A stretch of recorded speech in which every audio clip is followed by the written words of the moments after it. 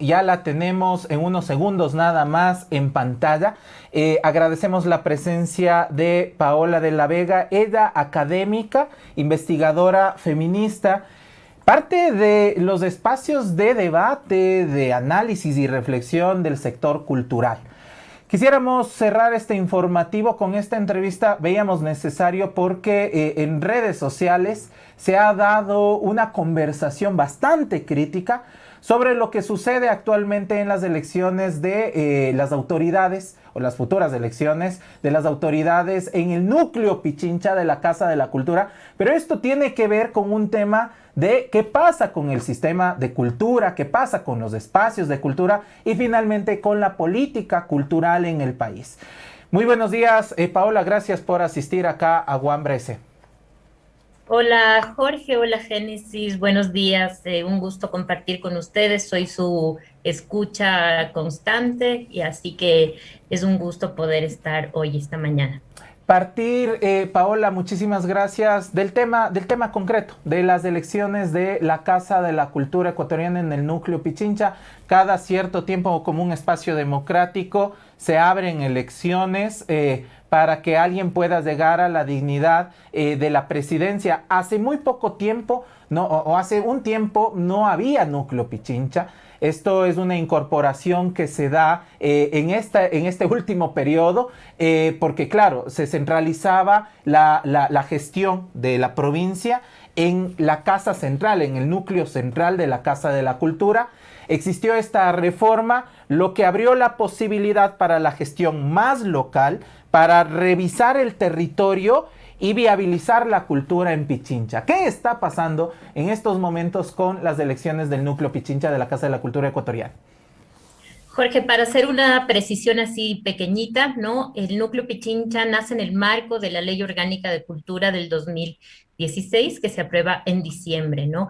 Se crea este nuevo núcleo y la sede nacional de la Casa de la Cultura, ¿no es cierto? Que es el gran edificio de los espejos, la casona de las 6 de diciembre, digamos así, pasa a ser como el ente que regula la política de los núcleos provinciales, ¿no? Hay que entender bien eso. La sede nacional no es ejecutor, no debe diseñar proyectos según la ley, es alguien que coordina la política de los núcleos y eso no se ha cumplido a día de hoy. Entonces, eso es bien importante entender. Es la segunda vez que se abren las elecciones de la Casa de la Cultura. La primera vez, de hecho, fue en 2017. Yo misma fui parte de una lista, ¿no? Para el núcleo Pichincha y esta es la segunda vez que se convoca a elecciones. Antes las elecciones estaban restringidas de las autoridades de la Casa de la Cultura a los miembros de la Casa de la Cultura, quienes eran nombrados miembros podían ser elegidos y además podían elegir. No estaba abierto a lo que hoy se conoce según la ley como los RUAC, que es el gran problema aquí de fondo, ¿no? Para la gente que nos escucha y de pronto no entiende mucho este lenguaje de la gente que está en el arte y la cultura. El RUAC es el Registro Único de Actores Culturales, es una especie de cédula, si quieres, ¿no? Que el Ministerio de Cultura tiene dentro de un sistema para registrar artistas y gestores culturales a nivel nacional, donde están todos tus datos, tu información académica, trayectoria, etcétera, ¿no es cierto? Entonces, el padrón electoral se abre a los RUAC, que son parte de las asambleas provinciales y pueden elegir a estos directorios de los núcleos. ¿Qué es lo que pasa aquí? Estas elecciones han tenido muchos problemas, sobre todo en Pichincha. Un problema que se podría debatir aquí, ¿no? Legal no es, el asunto aquí no es legal, es de legitimidad política, ¿no es cierto? Es un problema de legitimidad porque ha habido un bloqueo constante precisamente al derecho a ser elegidos y a elegir de parte de los RUACs. Es decir, ha habido una serie de trabas, ¿no? Que comenzaron el 6 de febrero con la expedición del reglamento de elecciones de la Casa de la Cultura, ¿no es cierto? Un reglamento que aprobó la Junta, ¿no? La Junta de Núcleos Provinciales, esa Junta Nacional, y esos núcleos aprueban un reglamento que finalmente lo que hace es poner trabas para que los RUAC puedan votar. ¿Cuál es la primera traba? Una carta de intención de voto. ¿Qué quiere decir eso? Si tú querías votar como RUAC, ¿no? Tenías que mandar una carta, amparado, si no me equivoco, por ahí el artículo 159 de la Ley Orgánica de Cultura, ¿no? Que dice que para ser miembro de las asambleas provinciales, tú tienes que de alguna forma expresar tu deseo de serlo, ¿no? Es una interpretación leguleya, si quieres, que hace que se inventen este requisito de la carta y que para el caso del núcleo Pichincha, ¿no?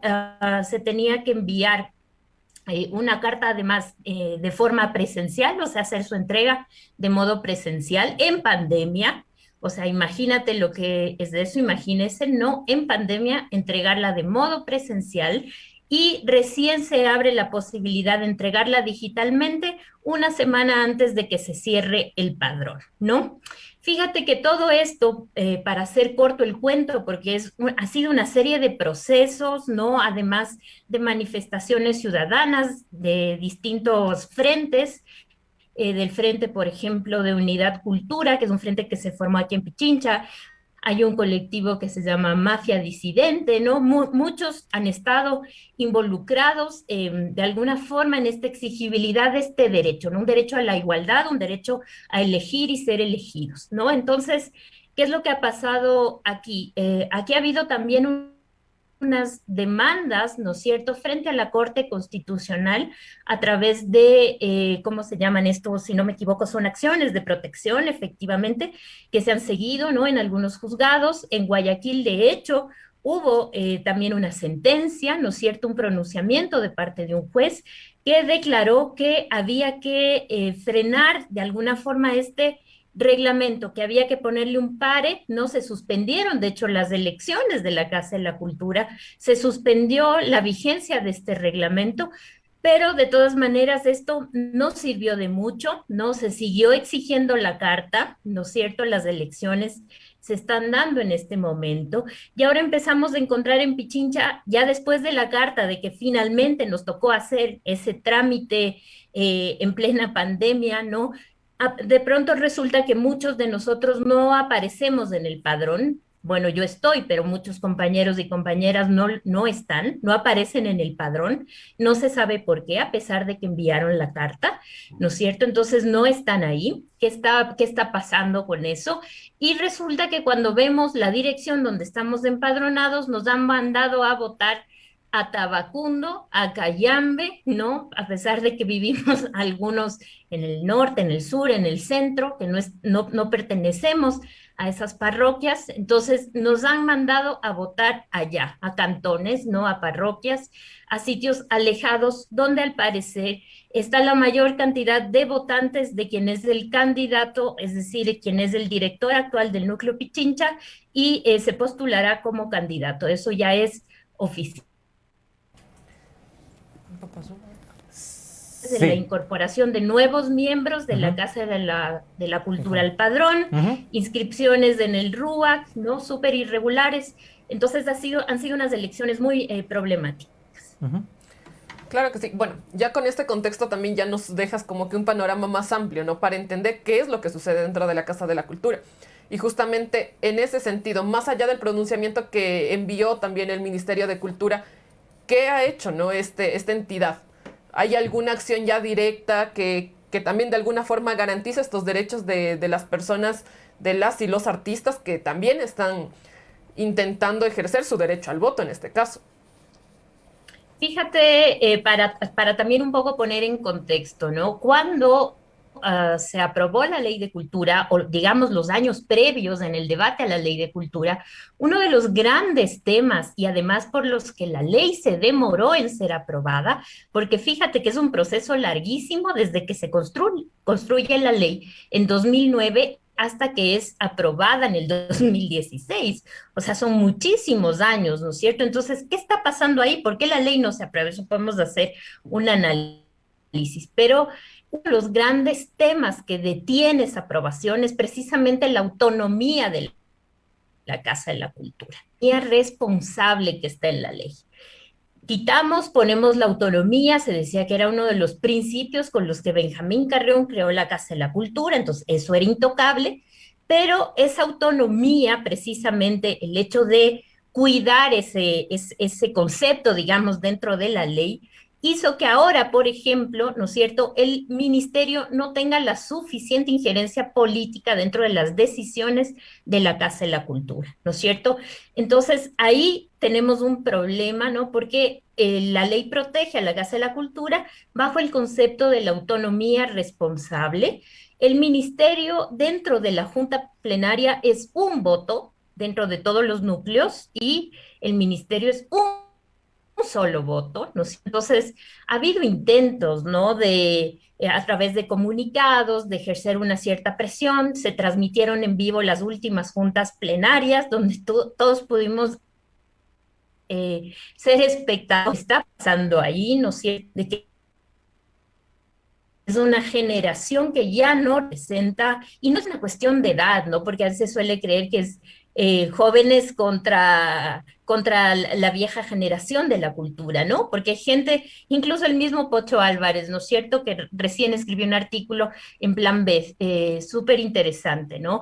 Que comenzaba diciendo esto: obrero, tú tienes 25 años, ¿no? Usando la consigna de mayo del 60, pero tu patrón es del otro siglo. Más o menos pasa eso en la Casa de la Cultura, ¿no? Artista, tienes 25 años, gestor, tienes 25 años, pero tus directores de cultura son del otro siglo, ¿no? Entonces hay una brecha de pensamiento, de forma de entender el ejercicio de la cultura y los derechos culturales que además de llevar las prácticas institucionales, ¿no? Que tiene que ver con una serie de construcciones que son además patriarcales, de formas de administrar las instituciones, de las políticas del favor que están ahí enquistadas por muchos años, del manejo de los recursos. Es un tema muy complejo que además no ha tenido el suficiente impacto, digamos, mediático ni en el debate público, ¿no? Y hay que hacer ver también que la cultura quizá no está siendo asumida, ¿no es cierto?, realmente como una prioridad, ¿no?, para la ciudadanía y en general para el Estado. Y justo regresar a los términos de la Constitución que finalmente marcan en la sociedad ecuatoriana, o establecen o le proponen. Yo quisiera mantener con la palabra le proponen a una sociedad como un rumbo, y estamos en un estado plurinacional de relación intercultural. Entonces acá la cultura juega muchísimo, las culturas juegan muchísimo en la dinámica de las relaciones sociales. Incluso la Casa de la Cultura, y esto no es como un hallazgo, una acción política. Los apoyos y las cercanías que han tenido sobre manifestaciones, protestas, movilizaciones, desde la Casa de la Cultura ha tenido mucho que ver. Es una cultura viva. De hecho, desde el sector comunitario se habla de la cultura viva comunitaria. Con todos estos antecedentes, Paola, actualmente, ¿cuáles son los retos o cómo está la política pública sobre cultura? Porque no es un hecho aislado solo este tema de cerrarse hacia la posibilidad de democratizar el acceso para la administración del núcleo Pichincha. Tiene que ver con una visión más amplia de cómo está la cultura. Sé que la pregunta es amplia, pero si es que nos podrías como justo establecer cuál es la visión dominante en este momento para la gestión de la política pública en tanto a las culturas en el país. Siempre hay que pensar esto no como digamos, como un cambio automático, ¿no? De un gobierno a otro, ¿no es cierto? Se cree que creando una nueva institución o refundando, ¿no? Esto va a transformarse automáticamente, pero yo creo que hay continuidades de proyectos políticos. Si tú lees la complejidad de nuestra institucionalidad cultural, hay cuestiones que arrastramos desde hace 50, 60 años y que siguen vigentes, ¿no es cierto?, que no hemos logrado transformar. Hay que entender por qué pasa ahí, ¿no es cierto? Luego tú tienes gobiernos, ¿no?, que vienen con ciertas medidas o ciertas políticas. En este caso se habla del teatro del barrio, de la vitrina cultural, de la interculturalidad, se habla de la economía naranja, ¿no es cierto?, como los grandes organizadores de eso que se llamaría una política cultural. Pero claro, ¿cuánto tiempo realmente vas a tardar en desmantelar, en reorganizar, en proponer todo lo que ya está armado y existe detrás? Entonces, lamentablemente tú tienes una política cultural que ha tenido unas ciertas, yo no quiero decir estado malo, no se ha logrado nada. De hecho, para mí es un logro que exista una constitución que garantice derechos culturales, es un logro que exista una ley de cultura. Habría que ver si algunos artículos merecen o no una reforma, pero yo creo que hay algo bien interesante aquí, ¿no es cierto? Muchas veces les digo también a mis estudiantes, ¿no? Las constituciones, esos derechos que aparecen culturales por primera vez nombrados, ¿no? En la Constitución, probablemente no transformen o no hagan grandes cambios en el Estado, pero sí dan herramientas a la sociedad civil para generar cambios, para generar procesos de exigibilidad, para generar otro tipo de procesos desde abajo, desde las organizaciones, y que eso permite generar unas transformaciones que no están o no son tan visibles en la política, ¿no? Porque sabemos además que la cultura, decimos siempre, es el no lugar en la agenda de Estado, ¿no? Además es una visión muy limitada de la cultura, que es algo que arrastramos en América Latina desde inicios del siglo, ¿no es cierto? Creer que la política cultural es patrimonio y es bellas artes, ¿no es cierto? Patrimonio además entendido como patrimonio edificado, como patrimonio material, que es mucho más dominante. Ahora, claro, con el turismo y las industrias creativas también se tiende a promover el patrimonio inmaterial como espectáculo, sobre todo, y, o como, digamos, elemento del turismo, ¿no? Pero aquí hay una visión que no estamos leyendo, hay una parte de la política cultural que necesitamos trabajar, que es entender a la cultura en su sentido más complejo, más transversal, ¿no es cierto? Escuchaba hace un momento a Augusto Barrera, ¿el derecho a la ciudad tiene que ver con la cultura? Claro que sí tiene que ver, ¿no es cierto? Tú mismo, Jorge, hablaste de el espacio público y la cultura cuando se hablaba de la administración de la ciudad. ¿Tiene que ver la cultura con eso? Claro que tiene que ver con la demanda de los grupos de mujeres, de nosotras, ¿no es cierto?, de las diversidades, por los derechos sexuales, reproductivos, tiene que ver con la economía, tiene que ver con todo eso, sí tiene que ver la cultura, con cómo consumimos, cómo vemos la economía.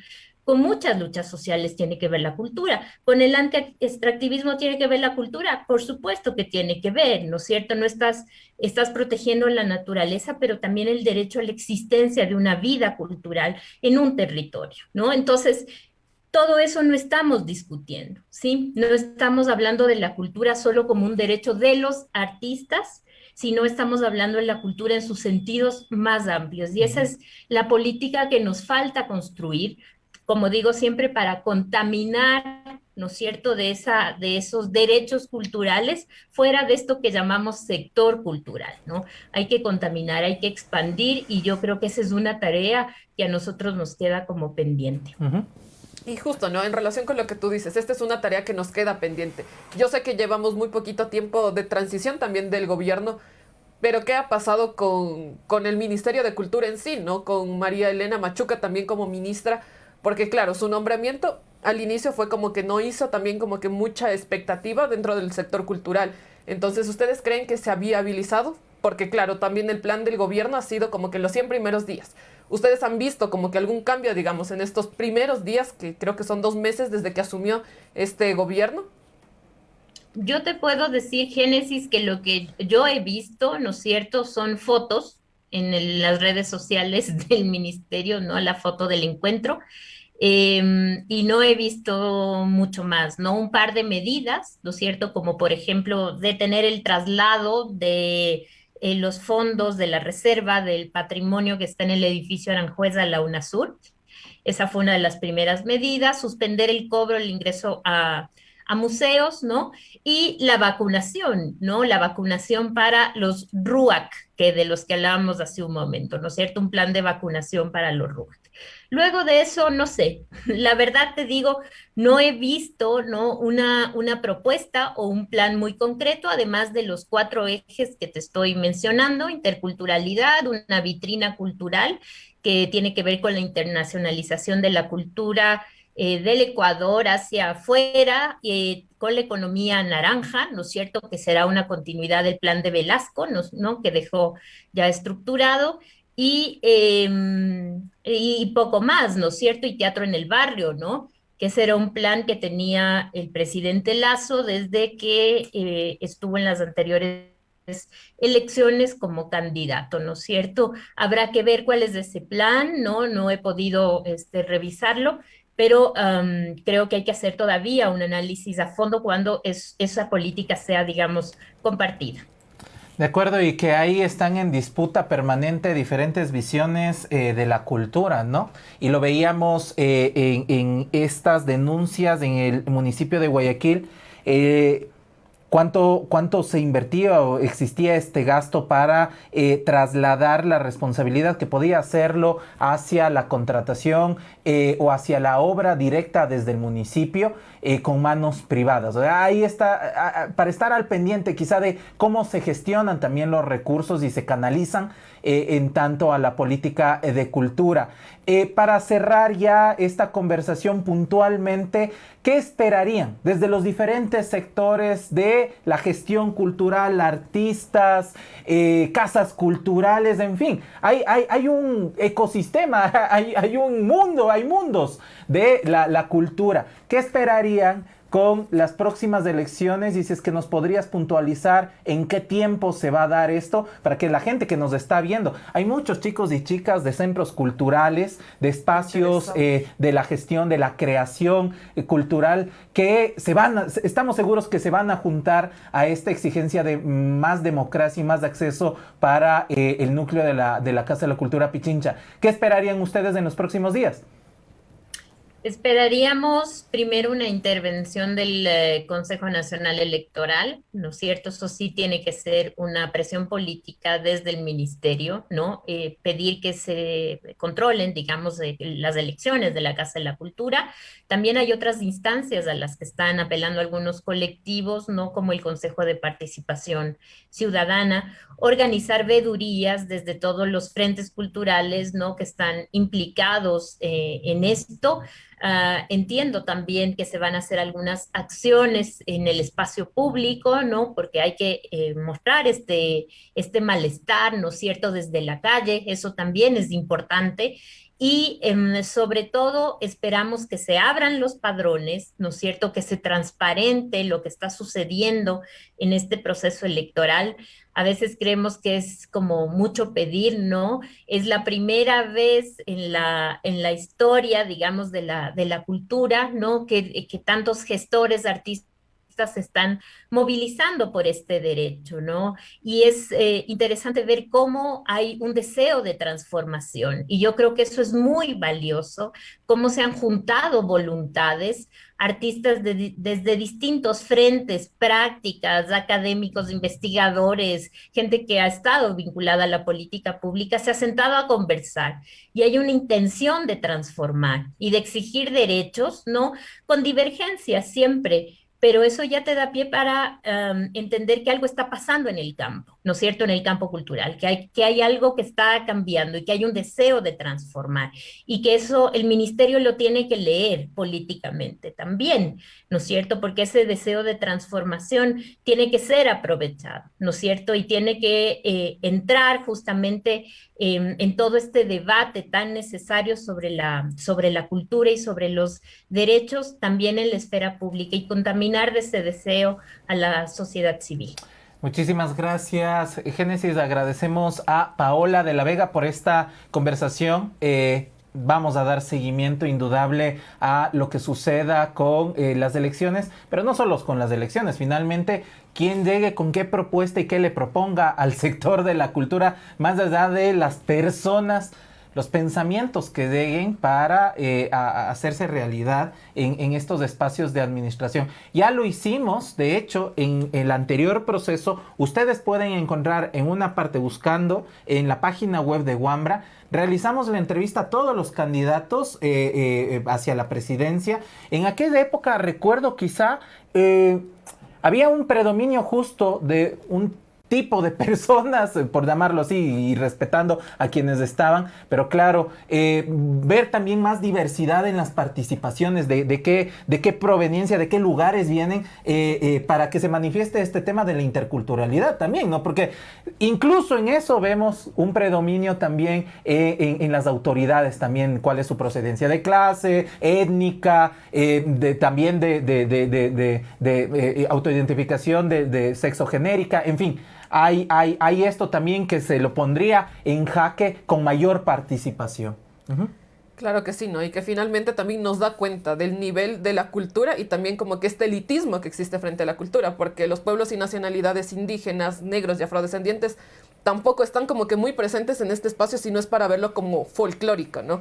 Entonces eso también es como que una deuda que nos queda y es desde la sociedad en general, ¿no? Porque finalmente, ¿qué espacio estamos dando a las culturas, a los pueblos ancestrales que habitan este territorio, ¿no? Y claro, agradecerle muchísimo también a Paola de la Vega por este espacio, por contarnos a breves rasgos todo este suceso, ¿no? Que finalmente, como dices, no se ha dado cobertura en los medios y que muy probablemente solo las personas que están vinculadas con el ámbito de la cultura, del arte, lo conocen. Uh-huh. Muchísimas gracias, Paola. Gracias a ustedes. Nos vemos pronto.